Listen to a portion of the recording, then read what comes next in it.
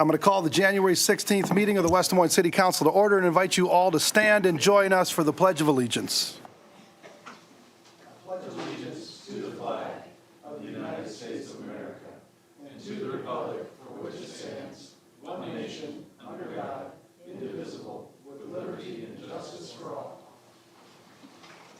Okay, please sign in.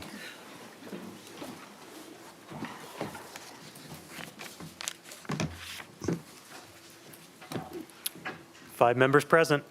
Okay, Ryan, have there been any changes to the agenda? There is one change to the agenda, item 5A, which was an ordinance on open space zoning district.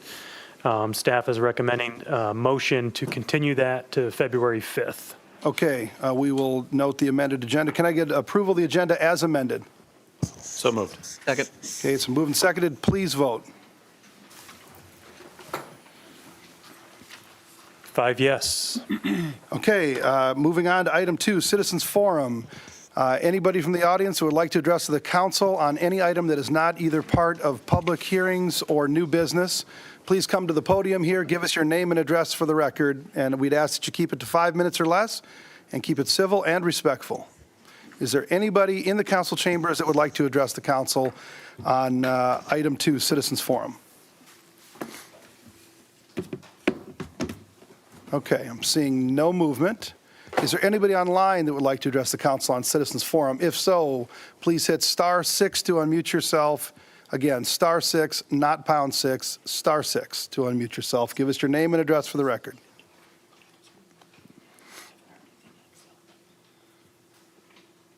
Okay, with that, Citizens Forum is closed. We are going to move on to item 3, Mayor, Council, Manager Report, Other Entity Update, and we're going to start over to my right here with City Manager Tom Hadden. Well, public service has been tremendously busy the last couple of weeks, so they've done an outstanding job, 24/7, and very impressive. Maybe the next meeting we'll give a little summary of some of the interesting facts of how much man hours or people hours went into this. And materials, just to give a heads up though, we did put that out, Gary put that out, kept us well informed, all of you well informed. And I did want to point out that when it's so cold, people, some things don't work as well. We can't, salt doesn't work till, today we had 10 degrees and I saw a little trace of some melting happen, but not much. So they're watching it carefully and monitoring, and will continue to do so. And I just think they did an awesome job, and for 2 back-to-back significant snowfall events. I could not agree with you more. I try to explain to residents every chance I get. I mean, we are national leaders on plowing the streets. We, have gone to training sessions, tried to train other cities on how to plow the streets the best that they can. And, this was a record snowfall. Not only that, but we had unbelievable winds, drifting snow, blizzard-like conditions. I don't know when these guys are and girls are sleeping with how much plowing they've been doing, but these conditions make it awfully difficult, and the pavement temperatures, like you said, make it such that the salt doesn't work.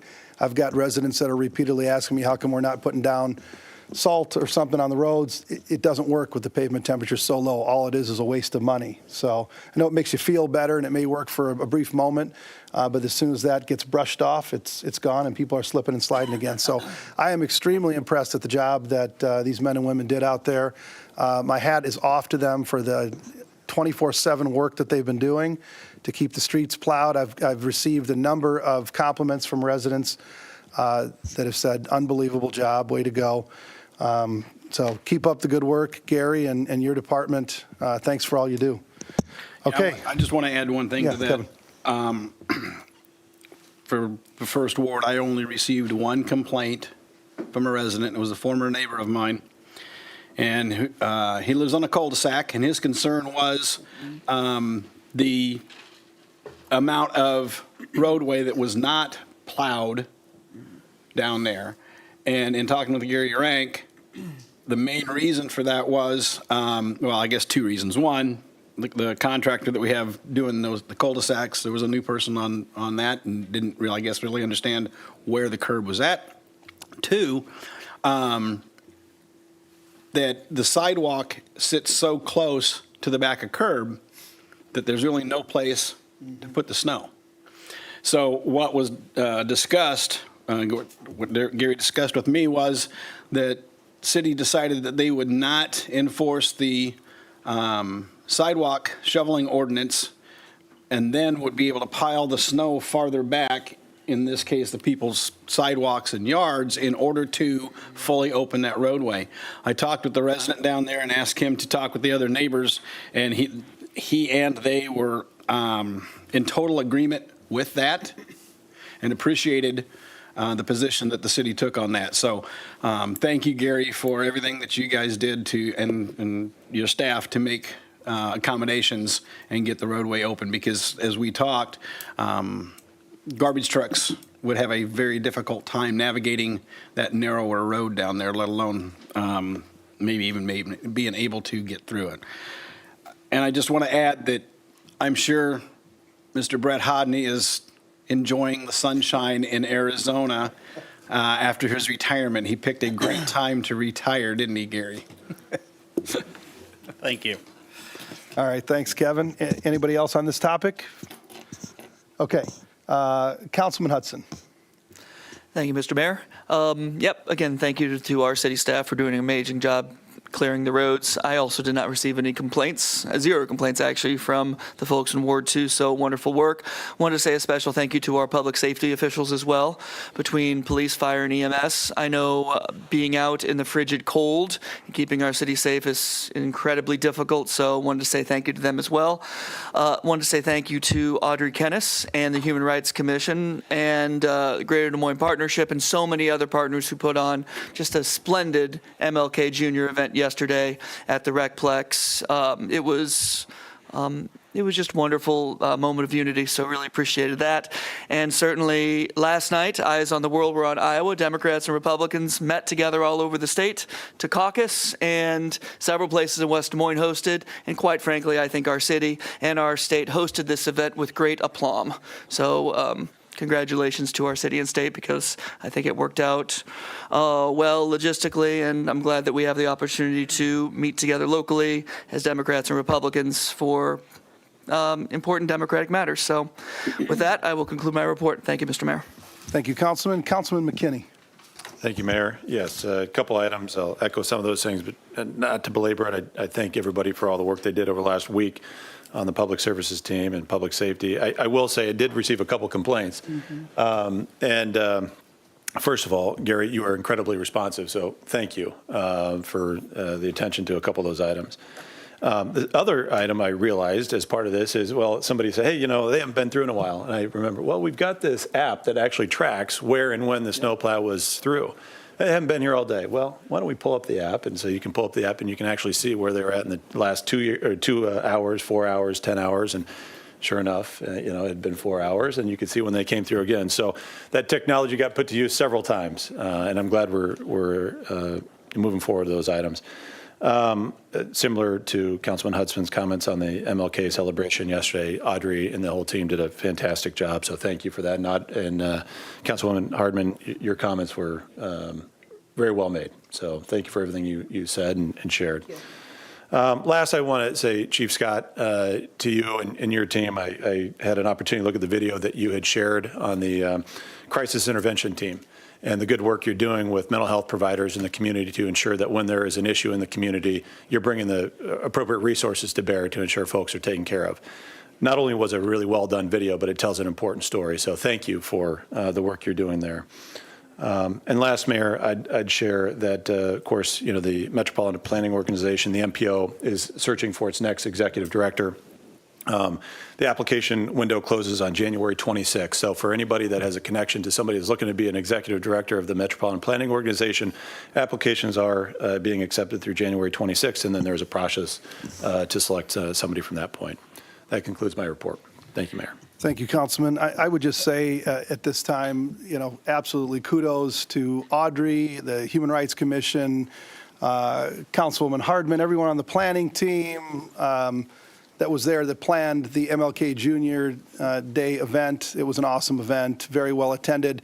Would have been even more well attended if it wasn't -30. So I'm impressed at all the people that showed up for the event. It was a great event to celebrate the life and legacy of Martin Luther King Jr. And I'm proud of all the things that we are doing here to work to be a welcoming community, to make sure that everybody has an equal opportunity to grow and thrive and succeed here in our city. And there is no doubt more work to be done. But it was just a phenomenal day. So many city staff that attended that. Brian, you were there. So many of the staff were there. And that is really heartwarming and great to see staff that actually didn't have a day off, but a day on of service in honor of Martin Luther King Jr. To the comments of concerns or complaints on the plowing, I just will say this: I received a couple as well, and we've got, as I'll always tell people, we've got 70,000 residents, we've got 70,000 points of view and special interests, and you name it. We're never going to please everybody 100%, but we sure are going to work to try to do that. Beauty's in the eye of the beholder. Plowing the streets is as well. I got tons of compliments about it, very few complaints. I think one of the biggest problems with it is the education of the public on how it works, what the priority of streets are that get plowed. The fact that the de-icer doesn't work when the pavement temperatures are at a certain temperature. It's just there's a lot to go into it. I took the complaints with a grain of salt, and we're always working to do better. I've reported those to Gary, and Gary is extremely responsive and working on those things. But my God, this was an unbelievable snowfall with crazy conditions, and just my hat's off to the job that they've done. One more thing, talking about public safety. The other night, my family was sleeping, and we're just having a great sleep. And all of a sudden, I woke up, jumped out of the bed to fire, and yelled my wife's name, didn't know what the heck was going on. We had a faulty smoke alarm. I learned something that night, and here's a public service announcement to people. My house is now 15 years old. The fire department recommends that you replace your smoke detectors every 10 years. Fire department also recommends that you replace the batteries once a year, not just when the thing starts beeping. So I'll be changing my practices, be hiring a handyman to replace all the smoke detectors. I could not figure out how to turn them off at 3 a.m. And so yeah, 3 a.m. is when it happens typically. It's like, having a baby, same thing in the middle of the night. Yeah, well, I wanted to take a hammer. I couldn't figure out which one to hammer. There were a lot of them. So I had to call, I did the non-emergency police number after I went through my house and saw that there actually was no smoke. I'm joining this guy in the calls to the house. This is number one for me, though. I won't say what number it is for McKinney. But thank you, my God, to the fire department. These guys got there lickety-split. Walked around the property to make sure there wasn't smoke coming from the house through the attic or something like that. And it took them like 2 seconds to find the faulty smoke alarm and to have that disconnected, and I could get a restful sleep for the rest of the night. So a little embarrassing, but they were amazing. So thank you for that. Councilwoman Hardman. Thank you, Mr. Mayor, and good to see everybody out on this brutally cold day, but kind of a heat wave today. It was warmer than it was yesterday.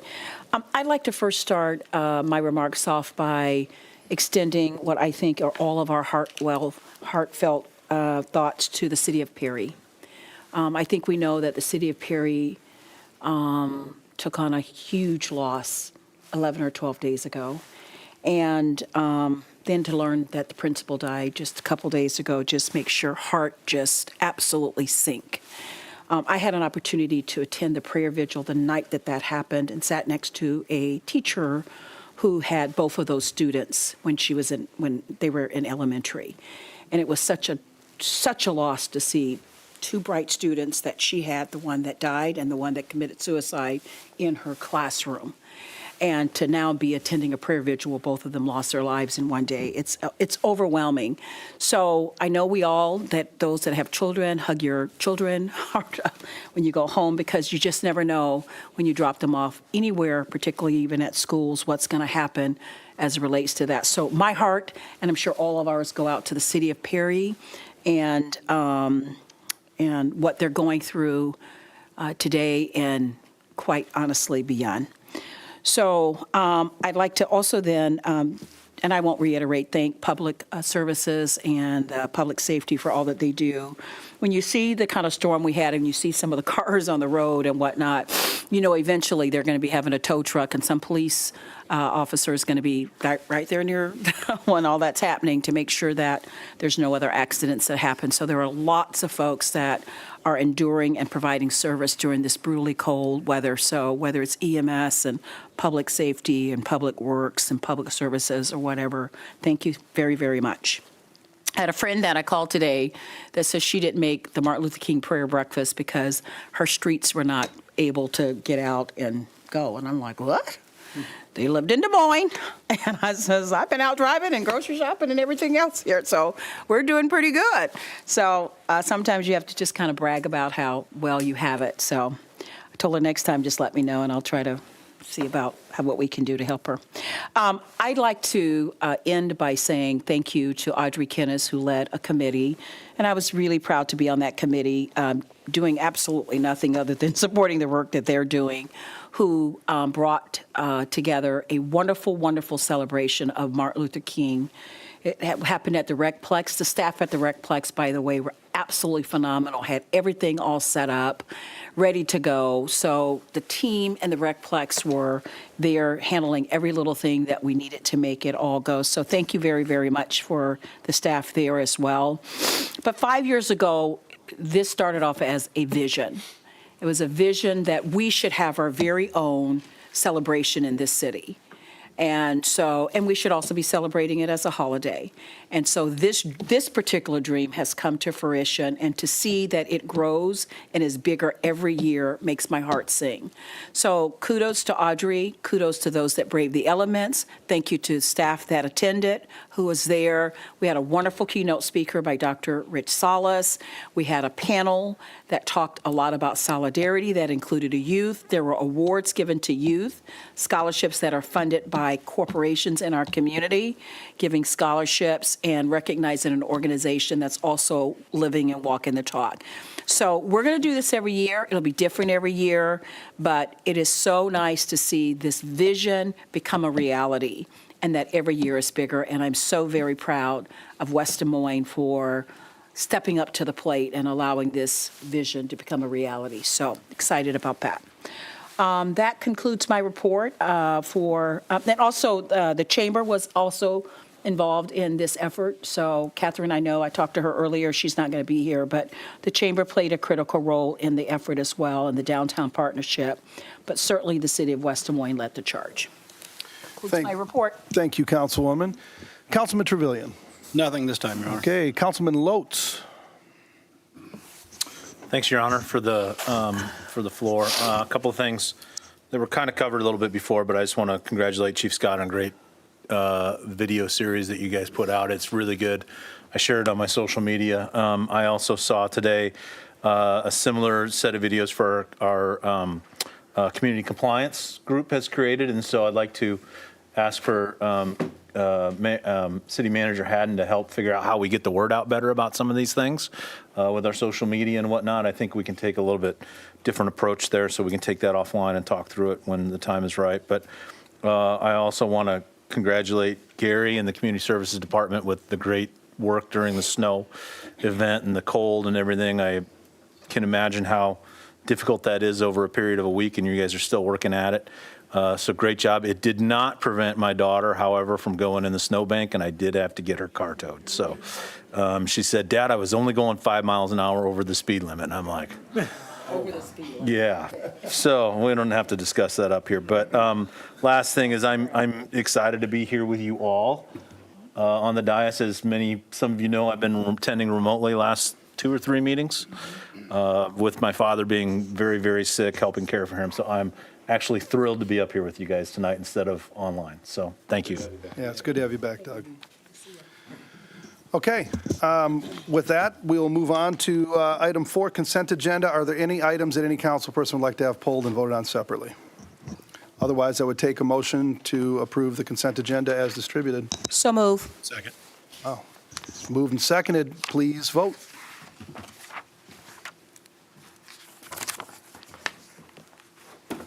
Five yes. Okay, item 5, old business, item 5A. We've got an ordinance amendment Title 9 zoning to modify regulations pertaining to uses permitted in open space. Oh, I'm sorry, and do we have to make a motion, or is that just since we amended the Yep, agenda? we are asking for a motion Okay. to continue it to February 5th. Okay. Motion to continue to February 5. Second. Second. Okay, it's been moved to continue, and it's been seconded. Please vote.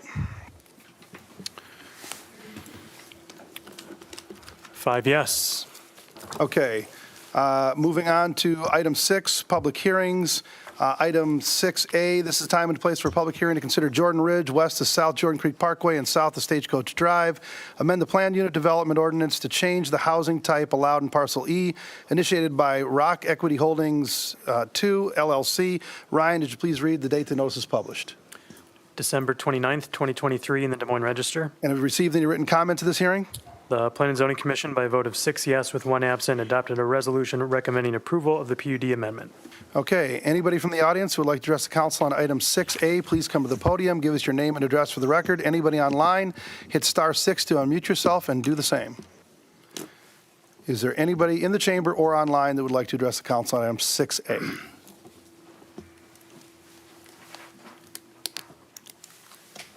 Okay, hearing and seeing no one, I will declare the public hearing closed. We have a resolution for approval, the first reading of the amendment to the PUD ordinance. There are no outstanding issues, and this was approved unanimously also by the Development and Planning City Council Subcommittee. Move consideration of the first reading. Second. Okay, it's been moved and seconded. Any discussion? I'd just say, Mayor, as you said, this came before Development and Planning back in October. And there was no opposition there, and frankly, a lot of support for it.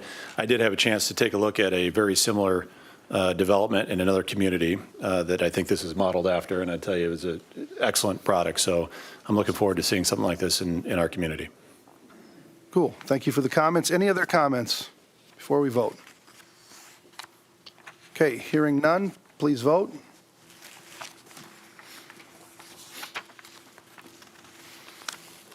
Five yes, an ordinance amending the city code of the city of West Des Moines, Iowa, 2019, and ordinance numbers 2499 and 2568 pertaining to Plan Unit Development District regulations and guidelines. Move approval of the first reading. Second.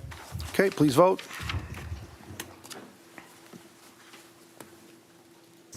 Five yes. Okay, item 6B. Item 6B, we are being asked to continue to the February 5th council meeting to give staff additional time to confirm and finalize documents. Can I get a motion? Motion to continue. Second. Continue. Okay, it's been moved and seconded. Any discussion? Okay, hearing none, please vote.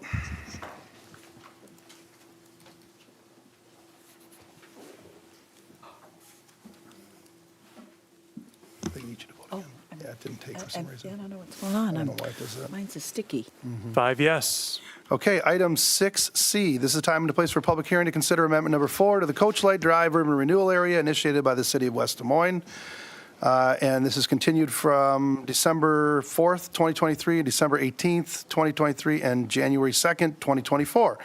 Ryan, would you please read the date the notice was published? November 24th, 2023, in the Des Moines Register. And have you received any written comment to this hearing? None, Your Honor. Okay, anybody from the audience who would like to address the council on item 6C, please come to the podium, give us your name and address for the record. Anybody online, hit *6 to unmute yourself and do the same. Is there anybody that would like to address the council on item 6C, either in the chamber or online?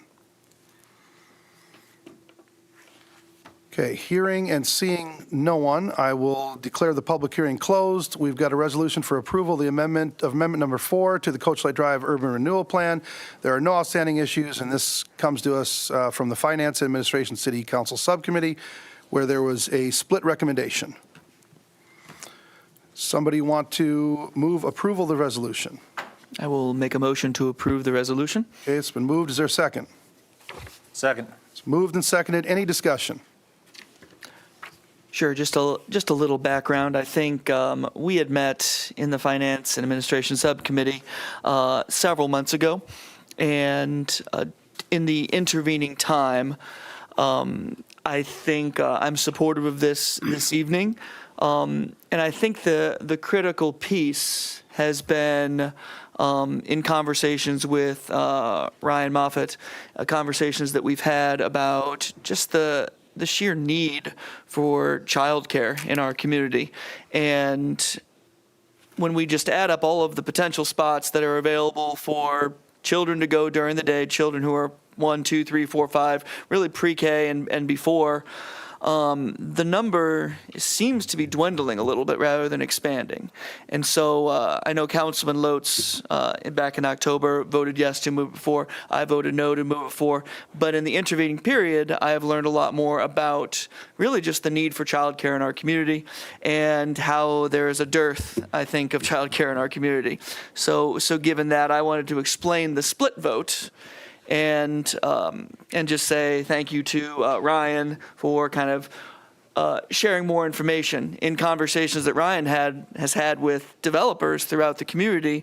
Like in their conversations, childcare has come up in conversations. Like West Des Moines is known for its shortage of childcare. Apparently, in the development community right now, several developers have brought that up with him over the past couple of months. And so, given that reality, Ryan had with developers throughout the community, like oh, that's me. Conversations.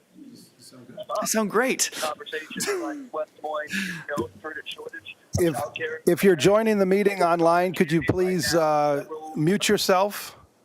Perfect. And thank you to IT in the booth there, I think. I think that handsome guy said it all, to be honest. Sounded good. Sounded great. Anyway, not to belabor the point, but a tax increment financing like this, I think, is appropriate for this specific project because it is childcare centric. Yep. No, I want to thank you for working through that. I know that you had some concerns and you wanted to explore the issue a little bit more, and that you did have several conversations with Ryan. You and I had a conversation as well. It is one of the number one issues when it comes to workforce development is childcare and lack thereof. And so we need to continue to work on that. Hopefully we can get some more affordable childcare slots in our city.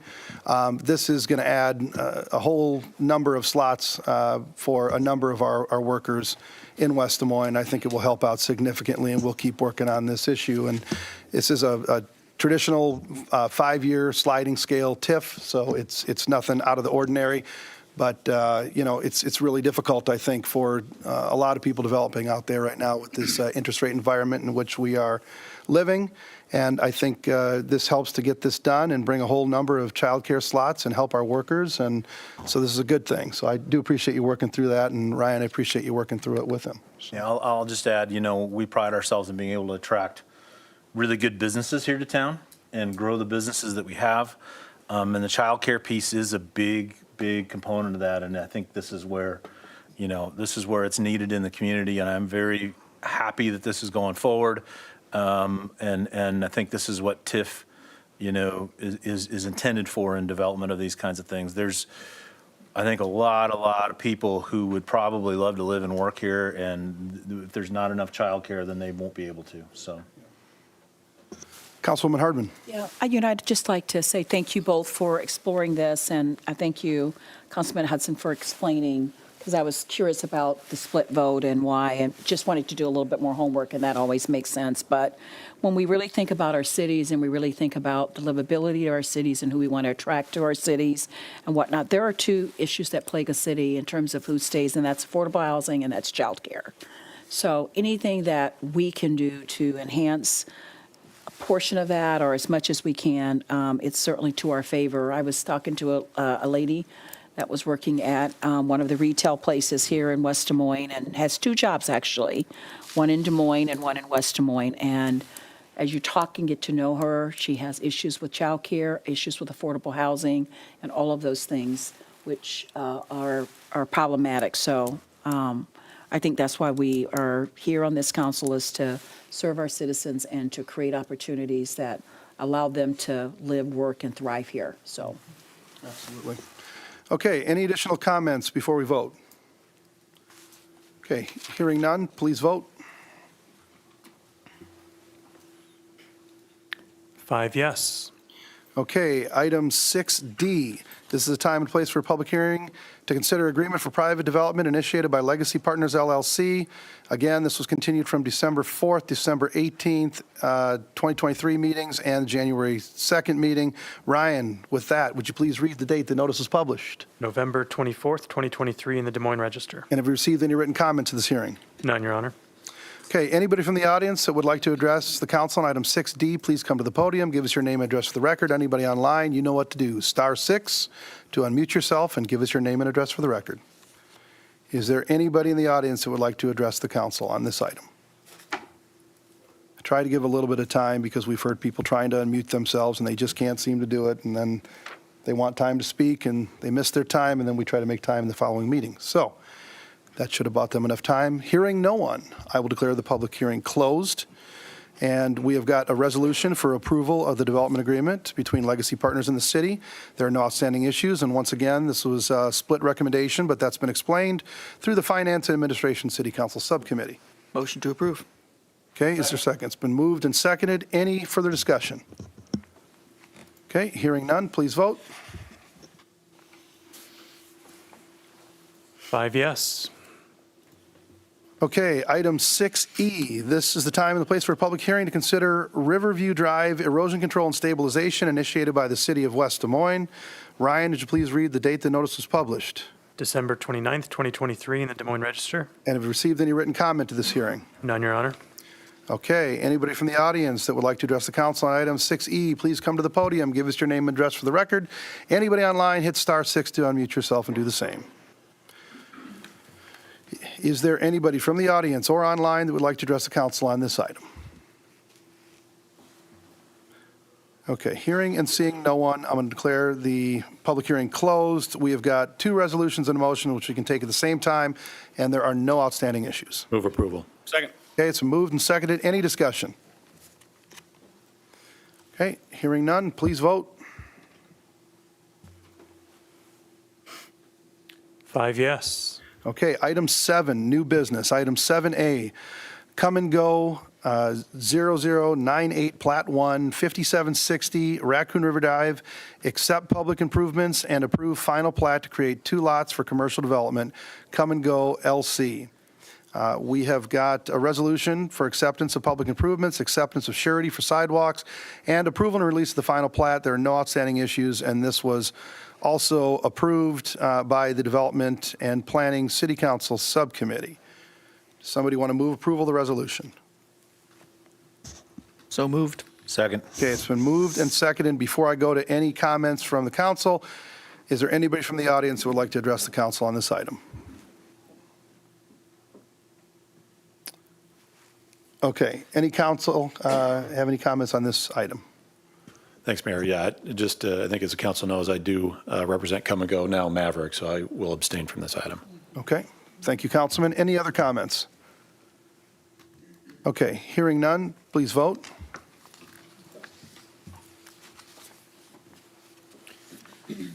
Four yes, 1 abstention due to potential conflict of interest. Okay, item 7B, we've got a resolution to accept the proposal and award the purchase and renovation of the home on the property at 548 8th Street to the Greater Des Moines Habitat for Humanity. There are no outstanding issues on this. This was also approved unanimously by the Finance and Administration City Council Subcommittee. Motion to approve. Okay, it's been moved. Is there a second? Second. It's been moved and seconded. Is there anybody from the audience who would like to address the council on this item? Or online, hit *6 to unmute yourself. Hello, can everybody hear me? We can hear you. If you could give us your name and address for the record, we'd appreciate it. Yes, my name is Catherine Harrington. I'm the president and CEO of the West Des Moines Chamber of Commerce, and I am very, very excited about this. This is in honor of our 100-year anniversary of the West Des Moines Chamber, and we could not be more grateful for your support. So I just wanted to chime in today. I wish I could be there in person, but I cannot. But this means a lot to our community. This is a region-wide project. We have lots of people very excited about helping to make this house amazing. So I appreciate your support very much. Well, we appreciate you and the Chamber getting involved in this unbelievable project in our community in celebration of your 100th year anniversary. We're sorry you can't be here in person. We miss your smiling face, but we did get to see you at least yesterday at the Martin Luther King Jr. celebration. So thank you for joining us online for this meeting and voicing your support of this item, Catherine. I was very excited I could do *6. I actually did. Yeah. It worked. All right. That's good to hear. It's good to hear. I was worried you might hit #6. Right. All right, well, good work. Thank you. Thank you all. Any other comments from anybody online or in the audience before I take comments at all or discussion from the council? Okay, any comments from the dais here before we vote?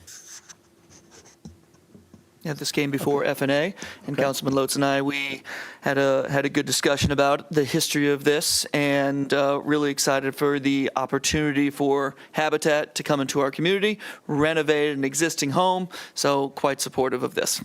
Okay, So am I. good, okay. With that, please vote.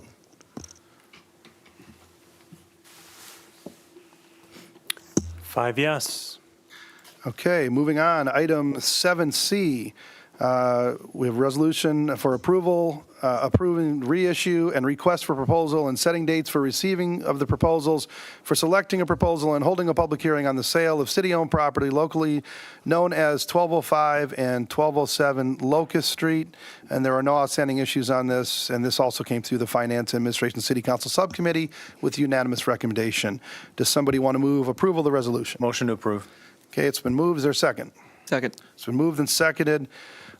Any comments at all from people in the chamber or online? Okay, hearing none.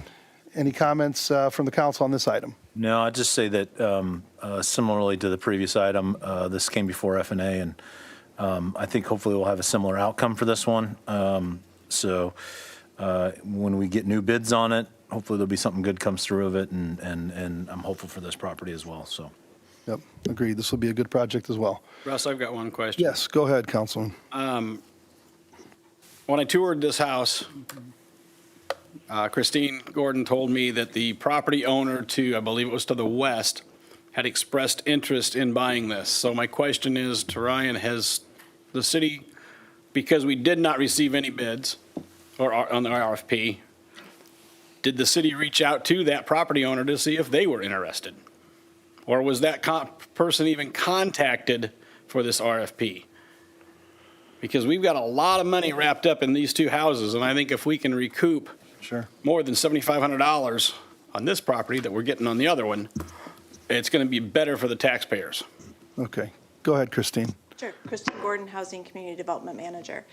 So we did not contact that neighbor. Why? Our understanding is that a proposal will be submitted. Something was just, the deadline I understand was- that, but why was the property owner not contacted when you yourself told me that they were interested in buying it and rehabbing it because they want to live in it? The intent that we were directed by City Council is to open these properties up to nonprofits. So But when no nonprofits expressed interest, why did we not reach out when we know we've got somebody that's interested? a nonprofit has expressed interest. They simply missed the deadline. Okay, but they missed the deadline. Well, we can discuss, I mean, we can discuss this. I'm not sure. I mean, we've got this program that we're going forward with, and we're accepting bids for this program, which is basically selling the home, having a nonprofit or a housing developer redevelop it and get it in the hands of low and moderate income buyers. So I don't know that, I'm not sure what our options are on this. If we could, not put it back out for bid, if we could, put it up for bid and see if there's anybody else that's interested in buying the property and not have it be a part of the program. I don't know. I think that's something that we would have to discuss. But I do understand that there was some kind of a technicality that happened, and they were planning on bidding on this and somehow missed it.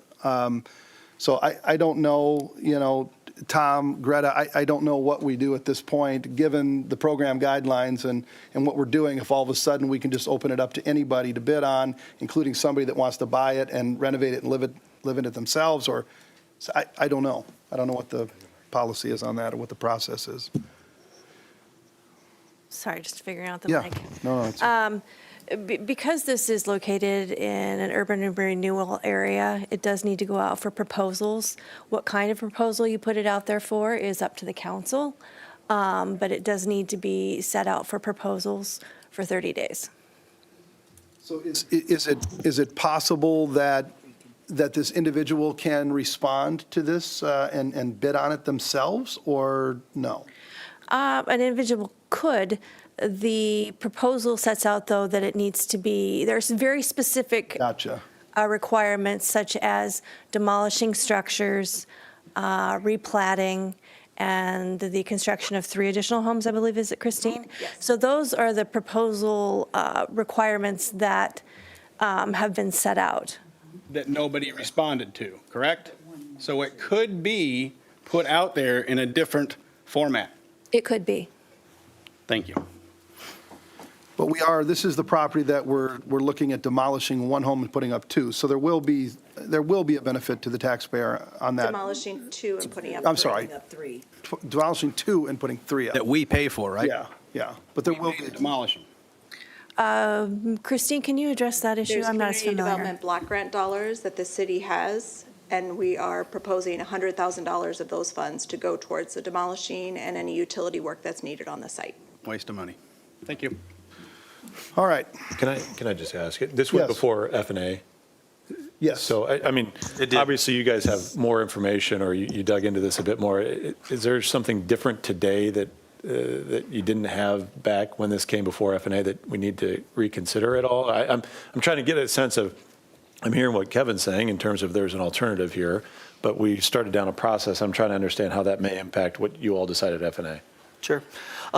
My understanding, and Christine, please correct me if I'm incorrect, these homes were evaluated, and the concept of any sort of renovation was deemed just cost prohibitive in every way. Am I correct on that? Yes.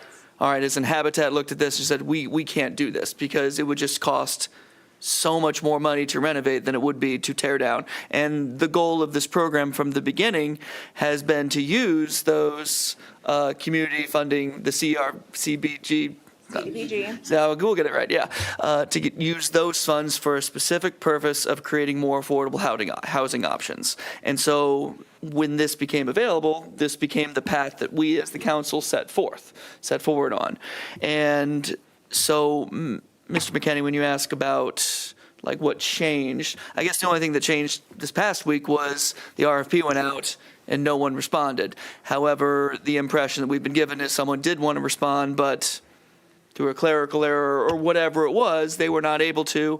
And if we put this out for an RFP again, they will respond and there will be an application that we can move forward with. So is that what you're asking, what's changed? Or could you clarify your question a little bit? Okay. Yeah, I mean, we've got new information here about it. Nobody submitted a bid. And then I'm hearing, Kevin, are you talking about the existing homeowner wants to do something with it?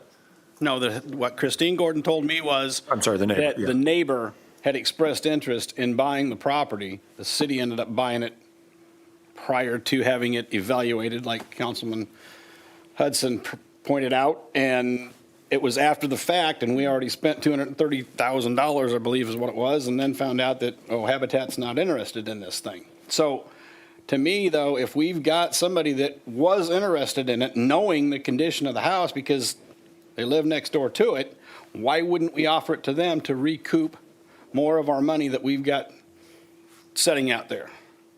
Well, I guess the only thing I would say is that we wouldn't have purchased the house but for this program. And the intention of the program is, We shouldn't have purchased the Provide- house at all if the work had been, if the due diligence had been done by staff. I know, but we've already. I understand we've that, but We've I'm- already visited this one, and it's a pilot program, and, we're working through it. It's the first time we've ever done it. We're The taking pilot bold- crashed the plane. We're taking bold initiatives that no other cities are doing to try to add affordable housing to our community for our kids and our grandkids to be able to graduate from college and then move back here and live and work in the same community that they were raised in.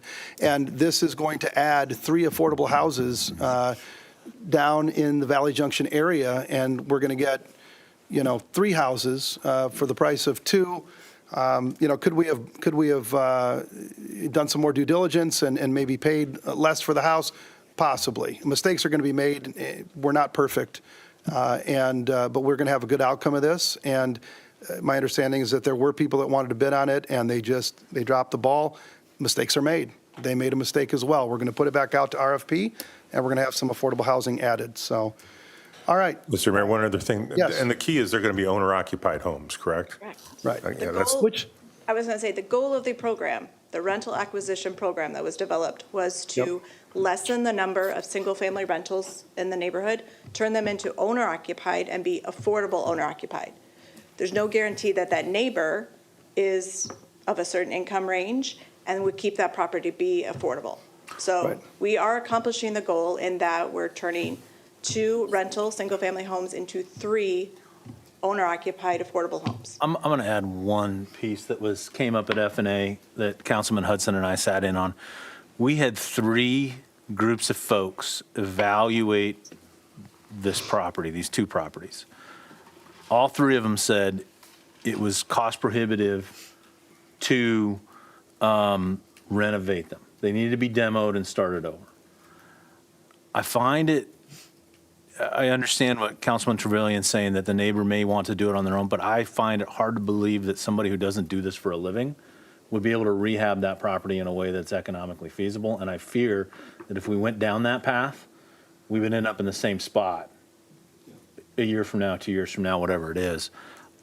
I think about this a lot for my own kids.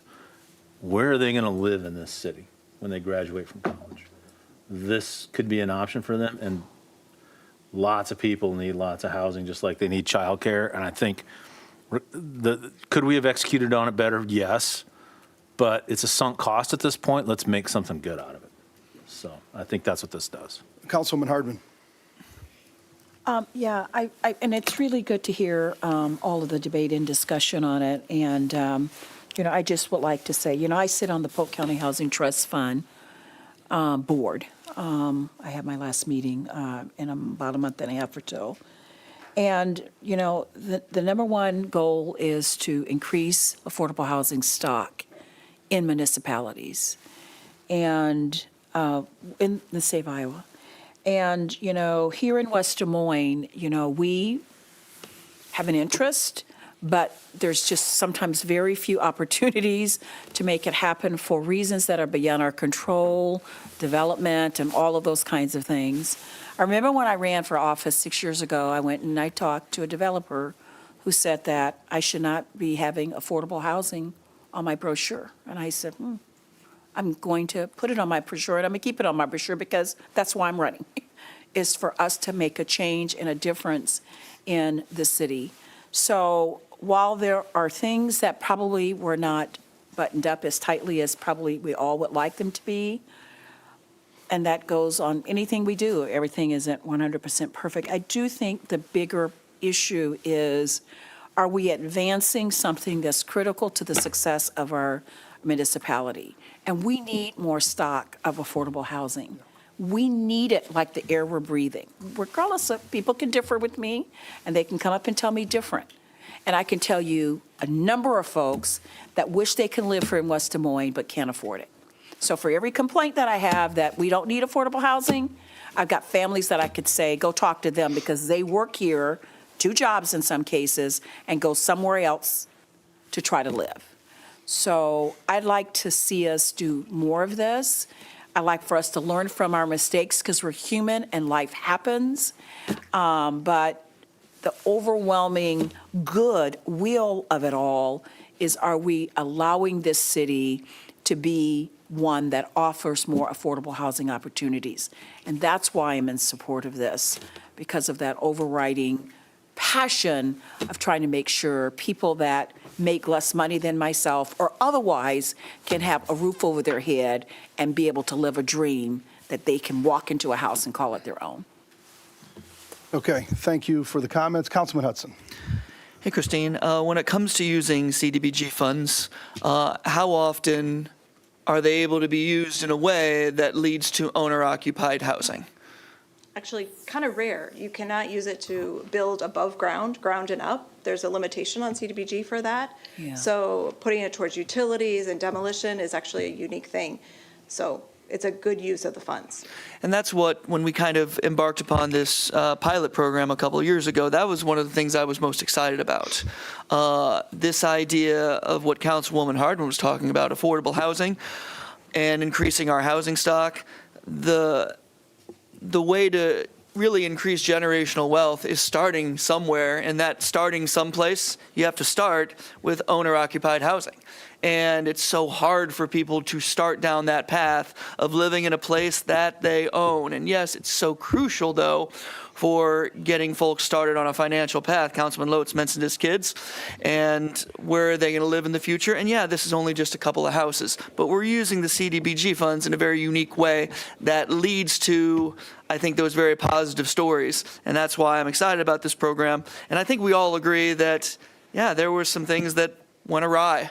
And we learned from this. And I think the mayor was speaking about that. We learned from it, but we give it the old college try. And when it's all said and done, we're going to have 4 new homes, given the previous one, the previous agenda item.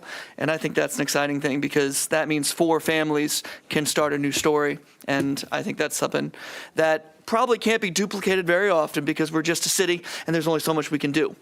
But in this moment, I think it can matter for those 4 families. So thank you for your hard work on this. Absolutely. All right. Thank you, everybody, for the comments. With that, please vote.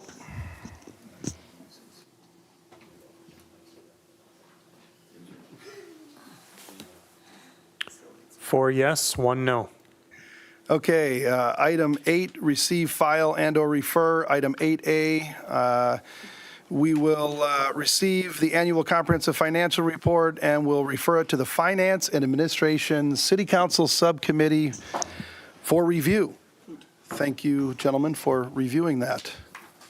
And moving on then to item 8B, we will receive the FY23 Westcom financial report, and we'll also refer that to the Finance and Administration City Council Subcommittee for review. A lot of exciting meetings coming before F&A. Moving on to item 9, other matters. We do have in front of you a legislative update here. I don't know if we're going to get a legislative update live or just refer to our packet here? Or? Yeah, just look at your packet because there's a significant number of bills already in the hopper. And as we know how this process goes, there'll be hundreds of them. And we'll try to do during this process, we will, and our lobbyists will, and people around the table, we'll sift this down as it goes through the legislature. And if we'll make sure we know which each one's about before we go crazy with our hair on fire, because there's a lot of them that we're going to go, oh my gosh, what are they going to do to us next? But so we just have to take a careful watch on these, and we'll bring them up, ones that we think deserve attention. Well, and I want to say I do appreciate you, City Manager Haddon, and Deputy City Manager Letzring, as well as other city staff watching and reviewing these pieces of legislation, as well as our city attorney, deputy city attorney. And then, of course, I've got to give kudos to our legislative committee of Councilman Trevelyan and Councilman McKinney, who discuss these issues. And if there's a need to go up to the Capitol and lobby on behalf of the city, these gentlemen get that done. So thank you in advance for all the work that you're going to be doing for us this legislative session. Are there any other matters that any council person would like to bring up for the good of the order at this time? Okay, hearing none.